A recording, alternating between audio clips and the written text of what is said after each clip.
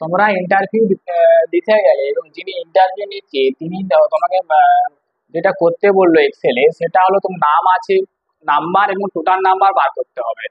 তুমি 10টা নাম তোমাকে দিতে হবে এবং সাবজেক্ট বলে যে 4টে সাবজেক্ট, এবং তোমার পছন্দ মতো তুমি নাম্বার দিয়ে টোটাল নাম্বার বার করে দেখাবে।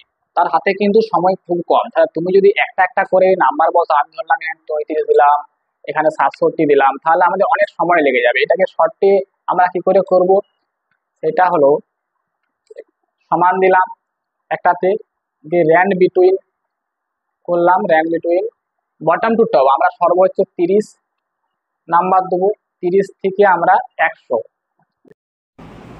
ব্র্যাকেট ক্লোজ করলাম, এন্টার করলাম।